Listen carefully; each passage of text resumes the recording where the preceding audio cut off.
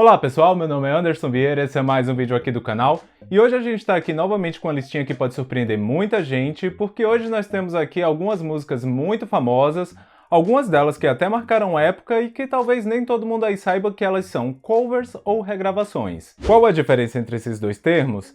Nem eu mesmo sei ao certo, mas o lance é que algumas das músicas que a gente vai listar aqui hoje tiveram apenas autorização do artista original para ser regravada, enquanto outras tiveram os direitos totalmente comprados para que o novo artista tivesse 100% dos direitos sobre ela, passando assim a ser o novo dono da música. Cada caso é um caso, mas para não complicar, a regra é simples.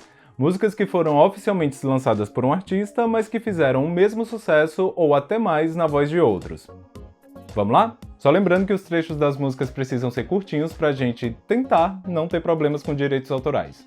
Beleza? Abrindo aqui a gente tem o primeiro single e grande sucesso do Pussycat Dolls, Don't Cha. Produzida pelo CeeLo Green, lançada em abril de 2005, Don't Cha é sem dúvidas aí um dos maiores hits da década passada e que envelheceu muito bem, aliás. Se essa música tocar hoje em alguma festinha, não tem quem diga que já faz quase 15 anos que o Pussycat Dolls lançou ela. O fato é que essa versão do Pussycat Dolls foi o relançamento de uma música que a Universal Music já tinha tentado emplacar antes, porém não deu o retorno que eles esperavam. Em 2004, a cantora Tori Alamese, que já havia trabalhado como back vocal pro Outkast, Faith Evans, Erykah Badu e TLC, conseguiu um contrato próprio com a Universal e a faixa Don't Cha foi entregue para que ela lançasse como single de estreia dela. Não foi o maior fiasco do mundo, porém ela só alcançou a posição 53 na parada R&B da Billboard nos Estados Unidos, e além do CeeLo Green nunca ter sido um produtor barato, a gravadora acreditava que a música tinha potencial para muito mais. E bom, eles estavam certos, né?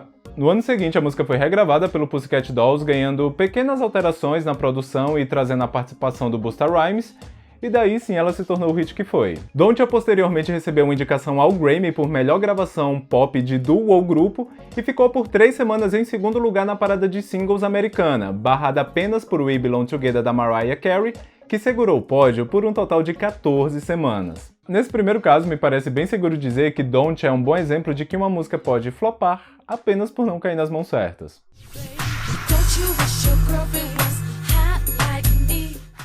Continuando aqui, a gente tem um clássico pop ali do finalzinho dos anos 90, mas que pouquíssimas pessoas devem conhecer pela versão da banda Edna Swap. Vê aí se você é um deles.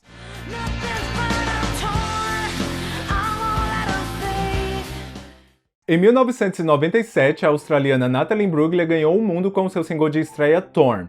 A música estava em quase toda a trilha sonora de comédia romântica da época e dominou as rádios nos 4 cantos do globo. Um sucesso tão grande que nem ela mesma devia estar esperando por se tratar apenas de um cover. A versão original da música havia sido lançada em 1995 pela banda de rock alternativo americana Edna Swap, porém nada muito significativo foi alcançado na época.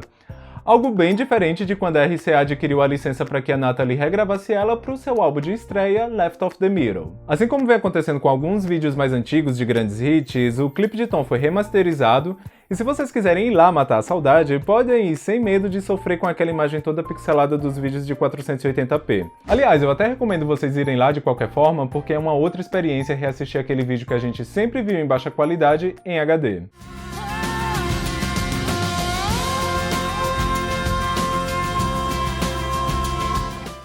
Agora uma que sempre surpreende bastante gente assim que descobrem é Girls Just Wanna Have Fun. Primeiro porque, como assim não é uma música da Cyndi Lauper? E sim, esse é o primeiro choque.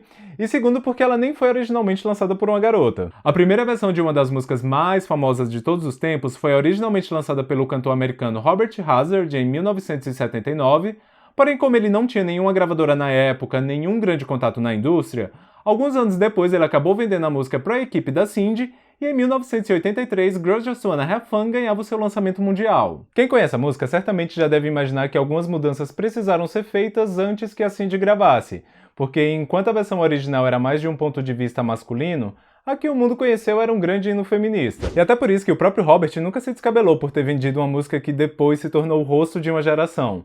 Nesse caso, não era simples questão de na voz de quem iria funcionar melhor.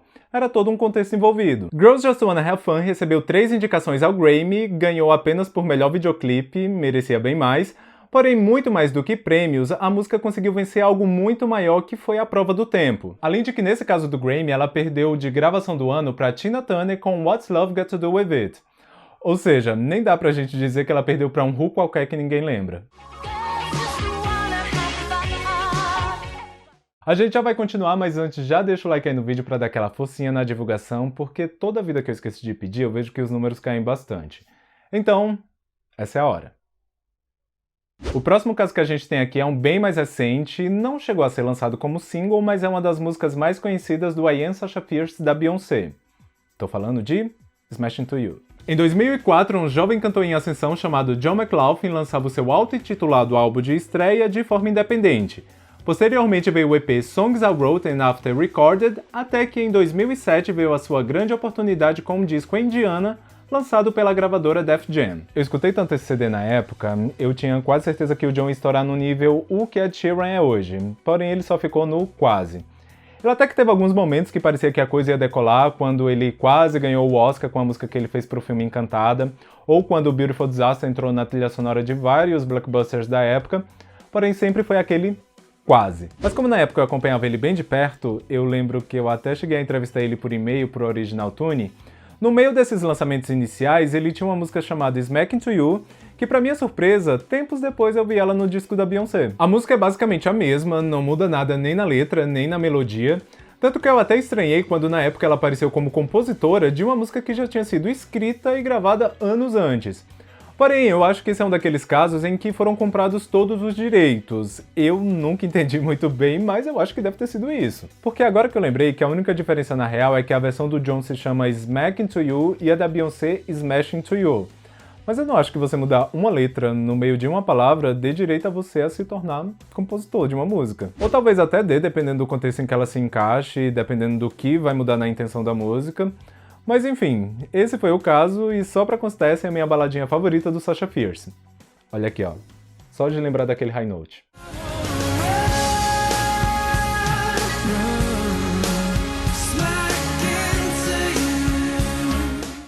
Outro grande hit pop que talvez nem todo mundo saiba que se trata de um cover é a icônica It's My Life do No Doubt, que apesar do título ser igual, não é a mesma do Bon Jovi. Apesar da versão original da banda Talk Talk ter feito um relativo sucesso tanto no Reino Unido quanto nos Estados Unidos quando ela foi lançada em 1984, a roupagem que a Gwen Stefani e sua trupe deu pra ela em 2003 acabou fazendo tanto sucesso que, somando os quase 20 anos de intervalo entre uma versão e outra, o toque pop que foi dado deu um ar tão original e tão a cara da banda que acabou chegando pra toda uma nova geração que sequer desconfiou que aquilo poderia ser um cover. Como o Grammy geralmente não costuma aceitar covers nas categorias principais, há algumas exceções e já já a gente chega nelas, a faixa foi indicada apenas na categoria Melhor Gravação Pop de Duo ou Grupo, o mesmo caso lá do Pussycat Dolls, acabou não vencendo, porém eles ganharam o prêmio de melhor mixagem por conta dessa nova cara que foi dada.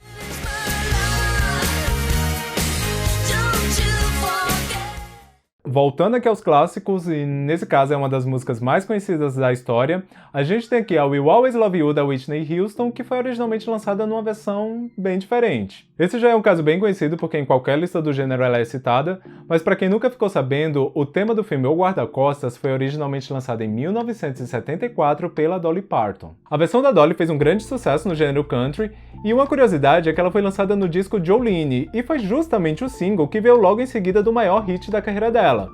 Porém, ainda assim, nada se comparou ao impacto que a Whitney causou quando lançou a versão dela em 1992. Sucesso é pouco para definir o que foi I Will Always Love You, porque não teve pra ninguém por pelo menos nos 2 anos seguintes, visto que naquela época uma música não perdia força tão rápido quanto hoje. Eu sei que por mais que eu fale aqui de músicas que tenham feito sucesso, seja mundialmente, ou até mesmo só aqui pelo Brasil, sempre vai ter alguém aí nos comentários pra falar, eu não conheço.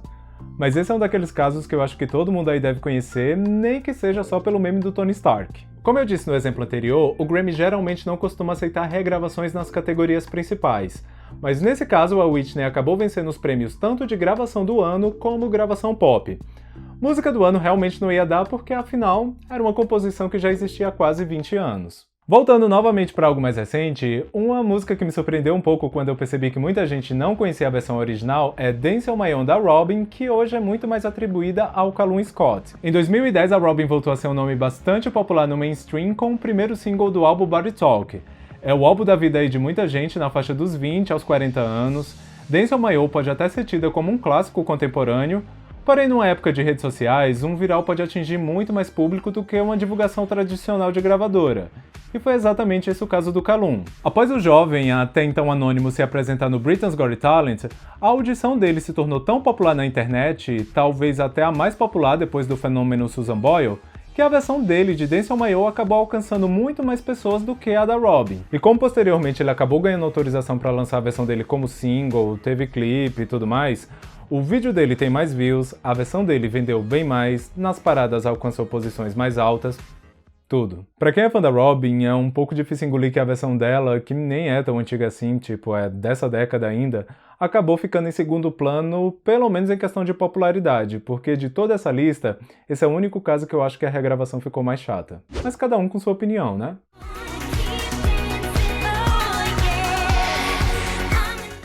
Agora a gente tem aqui um caso curioso de uma música que foi regravada várias vezes e cada vez que isso acontecia, ela atingia um novo pico. Inspirado nas profissionais da noite de Nova Orleans, em 1974 o grupo de disco music The 11th Hour gravou a primeira versão de Lady Marmalade para o disco The Greatest Hits, porém não obteve grande sucesso comercial. No mesmo ano a faixa foi entregue ao grupo LaBelle, que tinha a cantora Patti LaBelle como vocalista principal, e aí sim veio a primeira onda. A música chegou ao primeiro lugar nos Estados Unidos e Canadá, vendendo mais de 1 milhão de cópias, numa época onde a venda de singles não era tão popular quanto a de álbuns. Pula 24 anos e em 1998 o grupo britânico All Saints lançou um cover da música que foi direto para o primeiro lugar da parada do Reino Unido, alcançando sucesso em outros países da Europa também. A versão delas teve bastante adaptação em relação à original. A roupagem era mais pop e eletrônica, a música abria com rap. No entanto, em questão de harmonia, os vocais delas até que remetiam à versão do LaBelle. E bom, até aqui a gente já tinha uma versão que ficou muito famosa na América do Norte e outra na Europa. Mas em 2001 veio uma outra que unificou os 4 cantos do mundo com Missy Elliott, Christina Aguilera, Lil Kim, Pink e Maya. Esse super encontro, a princípio, foi feito para promover a trilha sonora do musical Moulin Rouge, grande sucesso de bilheteria ali no início dos anos 2000, só que ela acabou indo muito mais além e se tornando um dos maiores hits daquele ano com mais de 5 milhões de cópias vendidas mundialmente. A faixa ganhou o VMA de melhor clipe do ano, o Grammy de melhor colaboração, foi número 1 nos Estados Unidos, no Reino Unido, na Austrália, em pelo menos um país de cada continente basicamente, e acabou se tornando um dos feats mais memoráveis de todos os tempos. Apesar da versão do All Saints lembrar um pouco mais a do LaBelle no quesito harmonia, a de 2001, apesar de cada uma fazer a sua parte e juntar todo mundo ali no refrão, ela acabou remetendo bem mais a vibe sexy da original. Tanto que na performance do Grammy em 2001, além das 5, elas ainda receberam a Patti LaBelle, e essa é uma das apresentações mais marcantes da premiação ever.